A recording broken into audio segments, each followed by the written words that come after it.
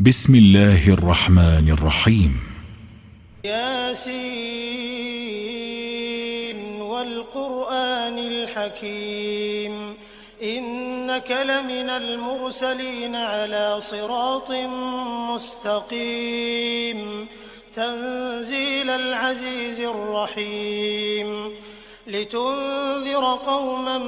ما أنذر آباؤهم فهم غافلون لقد حق القول على أكثرهم فهم لا يؤمنون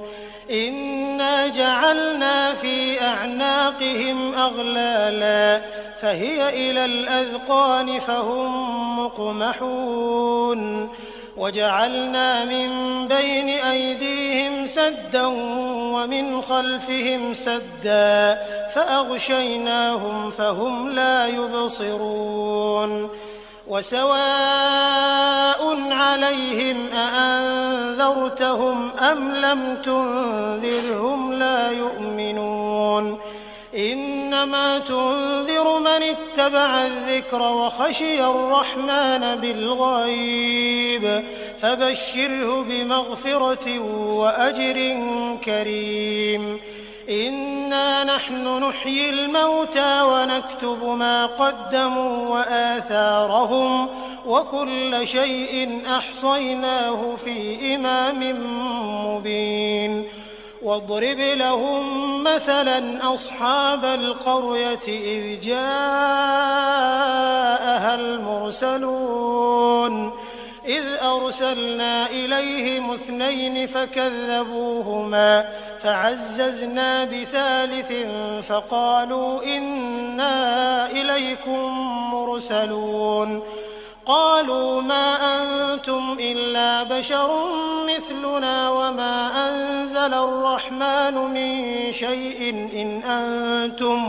إن أنتم إلا تكذبون قالوا ربنا يعلم إنا إليكم لمرسلون وما علينا إلا البلاغ المبين قالوا إنا تطيرنا بكم لئن لم تنتهوا لنرجمنكم وليمسنكم منا عذاب أليم قالوا طائركم معكم أئن ذكرتم بل أنتم قوم مسرفون وجاء من أقصى المدينة رجل يسعى قال يا قوم اتبعوا المرسلين اتبعوا من لا يسألكم أجرا وهم مهتدون وما لي لا أعبد الذي فطرني وإليه ترجعون أأتخذ من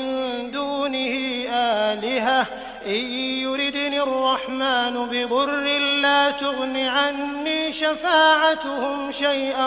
ولا ينقذون إني إذا لفي ضلال مبين إني آمنت بربكم فاسمعون قيل ادخل الجنة قال يا ليت قومي يعلمون بما غفر لي ربي وجعلني من المكرمين وما أنزلنا على قومه من بعده من جند من السماء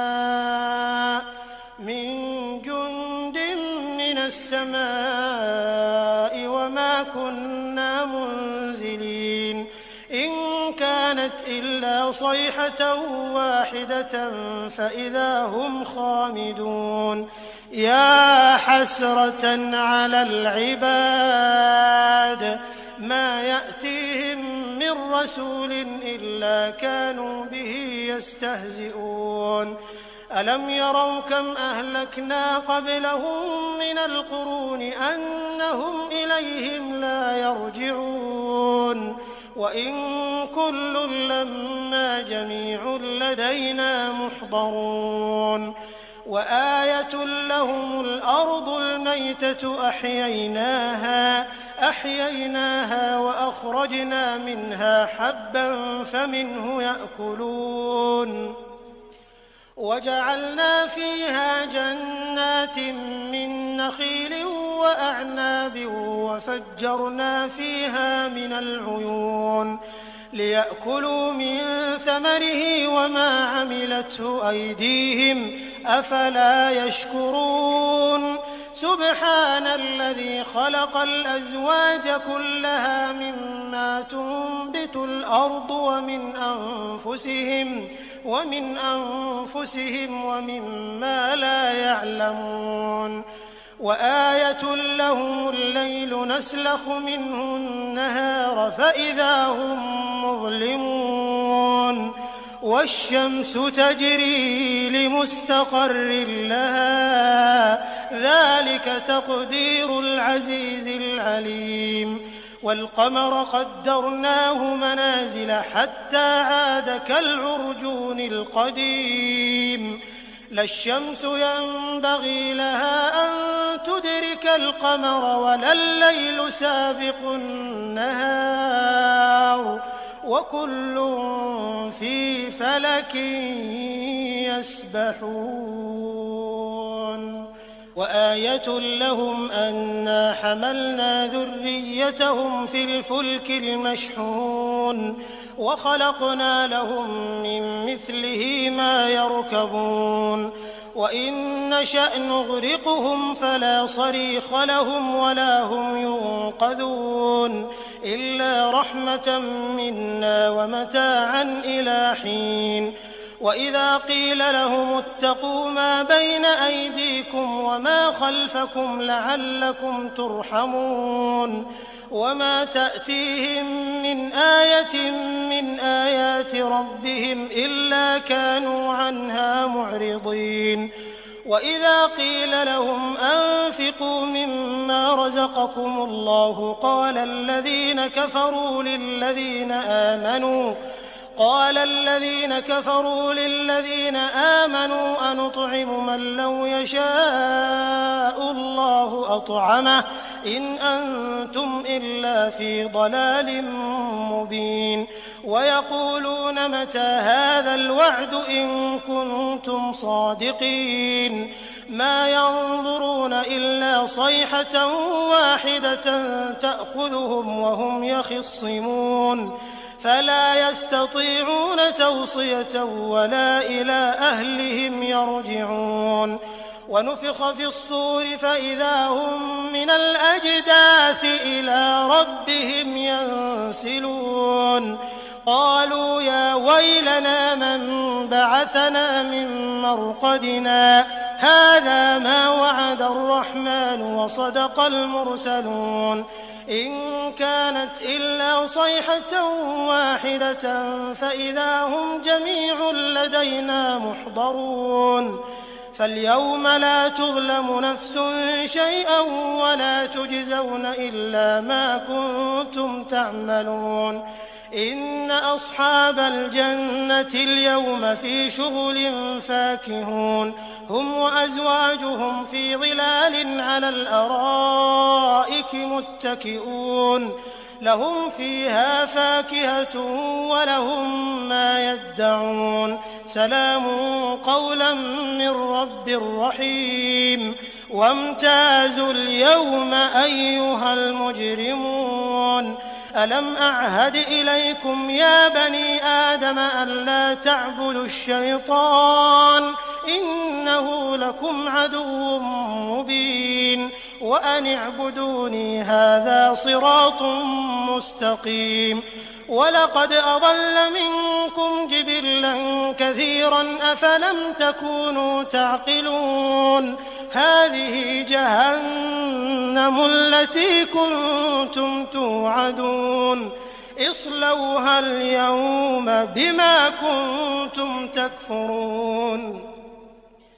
اليوم نختم على أفواههم وتكلمنا أيديهم وتشهد أرجلهم بما كانوا يكسبون ولو نشاء لطمسنا على أعينهم فاستبقوا الصراط فأنى يبصرون ولو نشاء لمسخناهم على مكانتهم فما استطاعوا مضيا ولا يرجعون ومن نعمره ننكسه في الخلق أفلا يعقلون وما علمناه الشعر وما ينبغي له إن هو إلا ذكر وقرآن مبين لينذر من كان حيا ويحق القول على الكافرين أولم يروا أنا خلقنا لهم مما عملت أيدينا أنعاما فهم لها مالكون وذللناها لهم فمنها ركوبهم ومنها يأكلون ولهم فيها منافع ومشارب أفلا يشكرون واتخذوا من دون الله آلهة لعلهم ينصرون لا يستطيعون نصرهم وهم لهم جند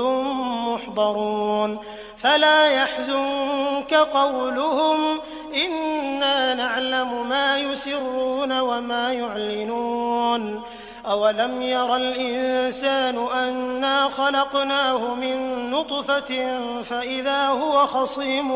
مبين وضرب لنا مثلا ونسي خلقه قال من يحيي العظام وهي رميم قل يحييها الذي أنشأها أول مرة وهو بكل خلق عليم الذي جعل لكم من الشجر الأخضر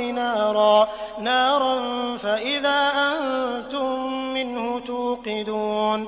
أوليس الذي خلق السماوات والأرض بقادر على أن يخلق مثلهم بلى وهو الخلاق العليم إنما أمره إذا أراد شيئا أن يقول له كن فيكون فسبحان الذي بيده ملكوت كل شيء وإليه ترجعون بسم الله الرحمن الرحيم الرحمن علم القرآن خلق الإنسان علمه البيان الشمس والقمر بحسبان والنجم والشجر يسجدان والسماء رفعها ووضع الميزان ألا تطغوا في الميزان وأقيموا الوزن بالقسط ولا تخسروا الميزان والأرض وضعها للأنام فيها فاكهة والنخل ذات الأكمام والحب ذو العصف والريحان فبأي آلاء ربكما تكذبان خلق الإنسان من صلصال كالفخار وخلق الجان من مارج من نار فبأي آلاء ربكما تكذبان رب المشرقين ورب المغربين فبأي آلاء ربكما تكذبان مرج البحرين يلتقيان بينهما برزخ لا يبغيان فبأي آلاء ربكما تكذبان يخرج منهما اللؤلؤ والمرجان فبأي آلاء ربكما تكذبان وله الجوار المنشآت في البحر كالأعلام فبأي آلاء ربكما تكذبان كل من عليها فان ويبقى وجه ربك ذو الجلال والإكرام والإكرام فبأي آلاء ربكما تكذبان يسأله من في السماوات والأرض كل يوم هو في شأن فبأي آلاء ربكما تكذبان سنفرغ لكم أيها الثقلان فبأي آلاء ربكما تكذبان يا معشر الجن والإنس إن استطعتم أن تنفذوا من أقطار السماوات والأرض فانفذوا لا تنفذون إلا بسلطان فبأي آلاء ربكما تكذبان يرسل عليكما شواظ من نار ونحاس فلا تنتصران فبأي آلاء ربكما تكذبان فإذا انشقت السماء فكانت وردة كالدهان فبأي آلاء ربكما تكذبان فيومئذ لا يسأل عن ذنبه إنس ولا جان فبأي آلاء ربكما تكذبان يعرف المجرمون بسيماهم فيؤخذ بالنواصي والأقدام فبأي آلاء ربكما تكذبان هذه جهنم التي يكذب بها المجرمون يطوفون بينها وبين حميم آن فبأي آلاء ربكما تكذبان ولمن خاف مقام ربه جنتان فبأي آلاء ربكما تكذبان ذواتا أفنان فبأي آلاء ربكما تكذبان فيهما عينان تجريان فبأي آلاء ربكما تكذبان فيهما من كل فاكهة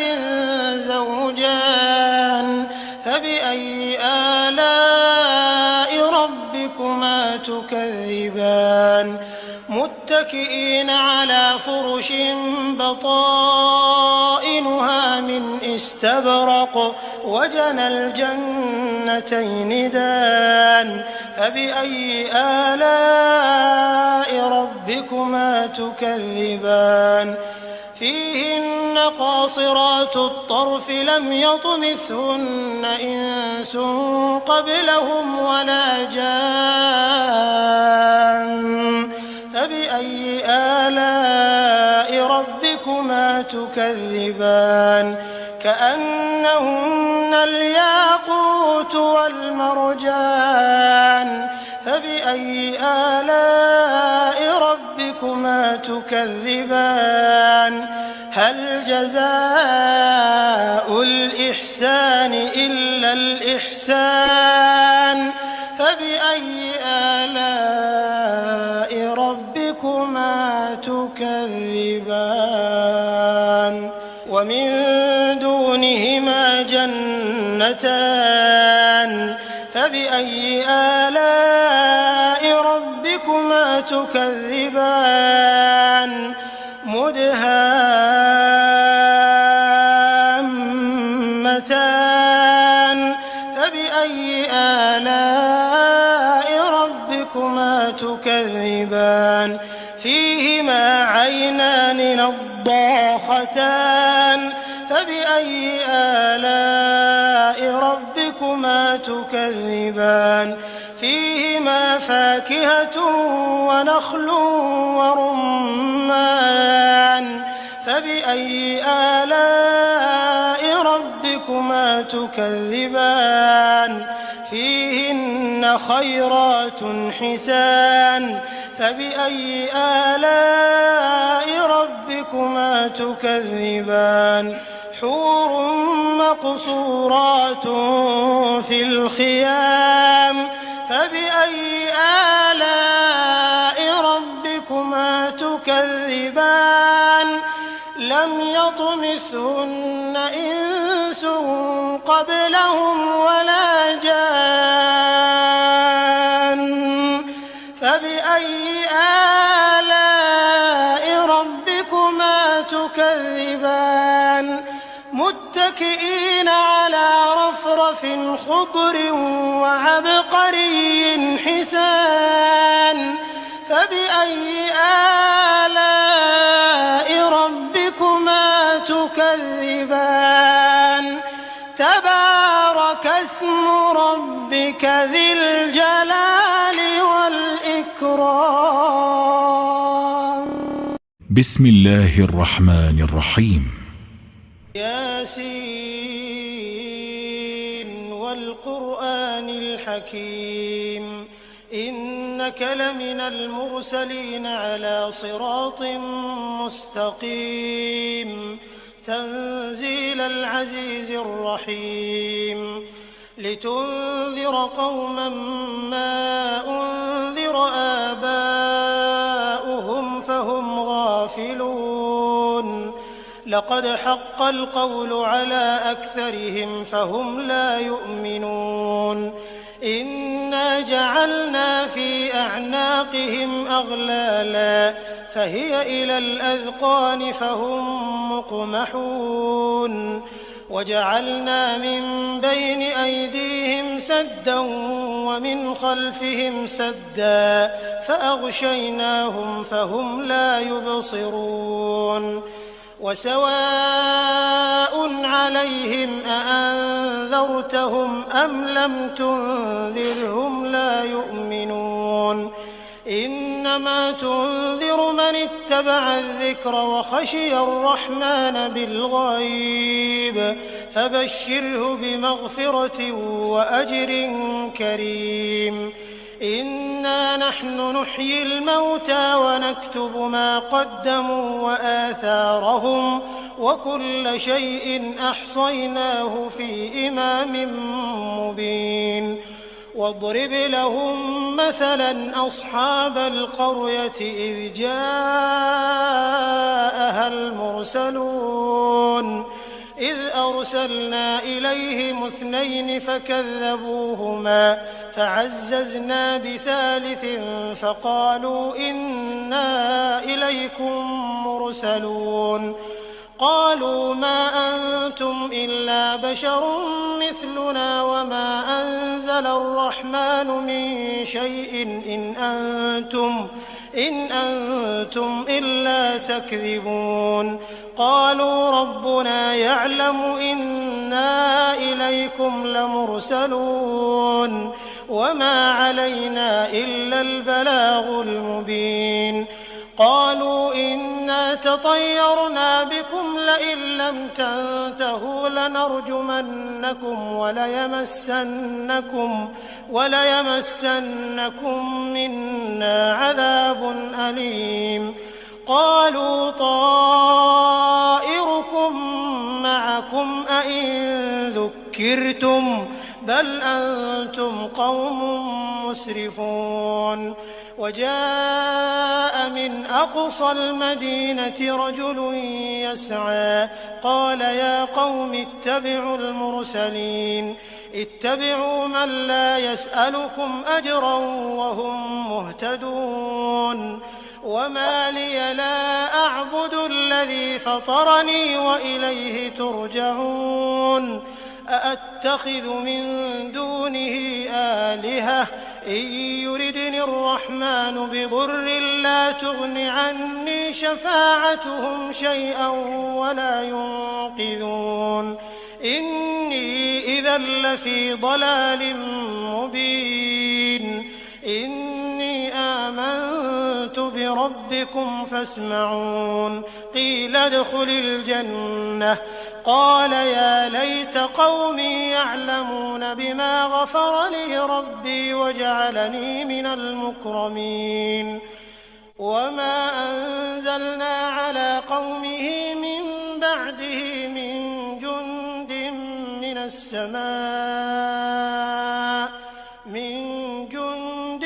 من السماء وما كنا منزلين إن كانت إلا صيحة واحدة فإذا هم خامدون يا حسرة على العباد ما يأتيهم من رسول إلا كانوا به يستهزئون ألم يروا كم أهلكنا قبلهم من القرون أنهم إليهم لا يرجعون وإن كل لما جميع لدينا محضرون وآية لهم الأرض الميتة أحييناها وأخرجنا منها حبا فمنه يأكلون وجعلنا فيها جنات من نخيل وأعناب وفجرنا فيها من العيون ليأكلوا من ثمره وما عملته أيديهم أفلا يشكرون سبحان الذي خلق الأزواج كلها مما تنبت الأرض ومن أنفسهم ومما لا يعلمون وآية لهم الليل نسلخ منه النهار فإذا هم مظلمون والشمس تجري لمستقر لها ذلك تقدير العزيز العليم والقمر قدرناه منازل حتى عاد كالعرجون القديم لا الشمس ينبغي لها أن تدرك القمر ولا الليل سابق النهار وكل في فلك يسبحون وآية لهم أنا حملنا ذريتهم في الفلك المشحون وخلقنا لهم من مثله ما يركبون وإن نشأ نغرقهم فلا صريخ لهم ولا هم ينقذون إلا رحمة منا ومتاعا إلى حين وإذا قيل لهم اتقوا ما بين أيديكم وما خلفكم لعلكم ترحمون وما تأتيهم من آية من آيات ربهم إلا كانوا عنها معرضين وإذا قيل لهم أنفقوا مما رزقكم الله قال الذين كفروا للذين آمنوا أنطعم من لو يشاء الله أطعمه إن أنتم إلا في ضلال مبين ويقولون متى هذا الوعد إن كنتم صادقين ما ينظرون إلا صيحة واحدة تأخذهم وهم يخصمون فلا يستطيعون توصية ولا إلى أهلهم يرجعون ونفخ في الصور فإذا هم من الأجداث إلى ربهم ينسلون قالوا يا ويلنا من بعثنا من مرقدنا هذا ما وعد الرحمن وصدق المرسلون إن كانت إلا صيحة واحدة فإذا هم جميع لدينا محضرون فاليوم لا تظلم نفس شيئا ولا تجزون إلا ما كنتم تعملون إن أصحاب الجنة اليوم في شغل فاكهون هم وأزواجهم في ظلال على الأرائك متكئون لهم فيها فاكهة ولهم ما يدعون سلام قولا من رب رحيم وامتازوا اليوم أيها المجرمون ألم أعهد إليكم يا بني آدم ألا تعبدوا الشيطان إنه لكم عدو مبين وأن اعبدوني هذا صراط مستقيم ولقد أضل منكم جبلا كثيرا أفلم تكونوا تعقلون هذه جهنم التي كنتم توعدون اصلوها اليوم بما كنتم تكفرون اليوم نختم على أفواههم وتكلمنا أيديهم وتشهد أرجلهم بما كانوا يكسبون ولو نشاء لطمسنا على أعينهم فاستبقوا الصراط فأنى يبصرون ولو نشاء لمسخناهم على مكانتهم فما استطاعوا مضيا ولا يرجعون ومن نعمره ننكسه في الخلق أفلا يعقلون وما علمناه الشعر وما ينبغي له إن هو إلا ذكر وقرآن مبين لينذر من كان حيا ويحق القول على الكافرين أولم يروا أنا خلقنا لهم مما عملت أيدينا أنعاما فهم لها مالكون وذللناها لهم فمنها ركوبهم ومنها يأكلون ولهم فيها منافع ومشارب أفلا يشكرون واتخذوا من دون الله آلهة لعلهم ينصرون لا يستطيعون نصرهم وهم لهم جند محضرون فلا يحزنك قولهم إنا نعلم ما يسرون وما يعلنون أولم ير الإنسان أنا خلقناه من نطفة فإذا هو خصيم مبين وضرب لنا مثلا ونسي خلقه قال من يحيي العظام وهي رميم قل يحييها الذي أنشأها أول مرة وهو بكل خلق عليم الذي جعل لكم من الشجر الأخضر نارا فإذا أنتم منه توقدون أوليس الذي خلق السماوات والأرض بقادر على أن يخلق مثلهم بلى وهو الخلاق العليم إنما أمره إذا أراد شيئا أن يقول له كن فيكون فسبحان الذي بيده ملكوت كل شيء وإليه ترجعون بسم الله الرحمن الرحيم الرحمن علم القرآن خلق الإنسان علمه البيان الشمس والقمر بحسبان والنجم والشجر يسجدان والسماء رفعها ووضع الميزان ألا تطغوا في الميزان وأقيموا الوزن بالقسط ولا تخسروا الميزان والأرض وضعها للأنام فيها فاكهة والنخل ذات الأكمام والحب ذو العصف والريحان فبأي آلاء ربكما تكذبان خلق الإنسان من صلصال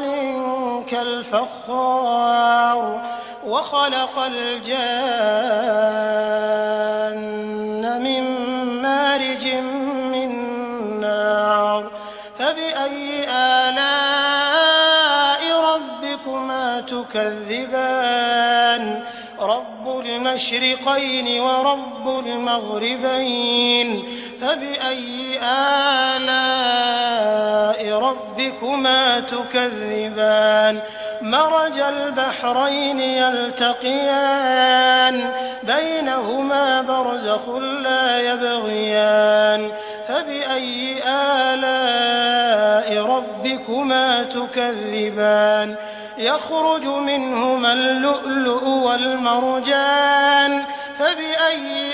آلاء ربكما تكذبان وله الجوار المنشآت في البحر كالأعلام فبأي آلاء ربكما تكذبان كل من عليها فان ويبقى وجه ربك ذو الجلال والإكرام فبأي آلاء ربكما تكذبان يسأله من في السماوات والأرض كل يوم هو في شأن فبأي آلاء ربكما تكذبان سنفرغ لكم أيها الثقلان فبأي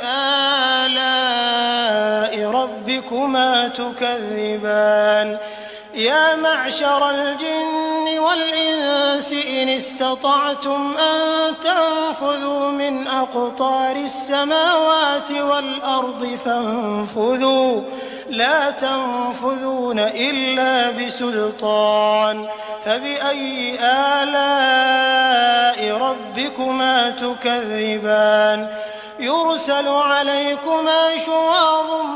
من نار ونحاس فلا تنتصران فبأي آلاء ربكما تكذبان فإذا انشقت السماء فكانت وردة كالدهان فبأي آلاء ربكما تكذبان فيومئذ لا يسأل عن ذنبه إنس ولا جان فبأي آلاء ربكما تكذبان يعرف المجرمون بسيماهم فيؤخذ بالنواصي والأقدام فبأي آلاء ربكما تكذبان هذه جهنم التي يكذب بها المجرمون يطوفون بينها وبين حميم آن فبأي آلاء ربكما تكذبان ولمن خاف مقام ربه جنتان فبأي آلاء ربكما تكذبان ذواتا أفنان فبأي آلاء ربكما تكذبان فيهما عينان تجريان فبأي آلاء ربكما ربكما تكذبان فيهما من كل فاكهة زوجان فبأي آلاء ربكما تكذبان متكئين على فرش بطائنها من استبرق وجنى الجنتين دان فبأي آلاء ربكما تكذبان فيهن قاصرات الطرف لم يطمثهن إنس قبلهم ولا جان فبأي آلاء ربكما تكذبان كأنهن الياقوت والمرجان فبأي آلاء ربكما تكذبان هل جزاء الإحسان إلا الإحسان فبأي آلاء ربكما تكذبان ومن دونهما جنتان فبأي آلاء ربكما تكذبان مدهامتان فبأي آلاء ربكما تكذبان فيهما عينان نضاختان فبأي آلاء ربكما تكذبان فيهما فاكهة ونخل ورمان فبأي آلاء ربكما تكذبان فيهن خيرات حسان فبأي آلاء ربكما تكذبان حور مقصورات في الخيام فبأي آلاء ربكما تكذبان لم يطمثهن إنس قبلهم ولا جان فبأي آلاء ربكما تكذبان متكئين على رفرف خضر وعبقري حسان فبأي آلاء ربكما تكذبان تبارك اسم ربك ذي الجلال والإكرام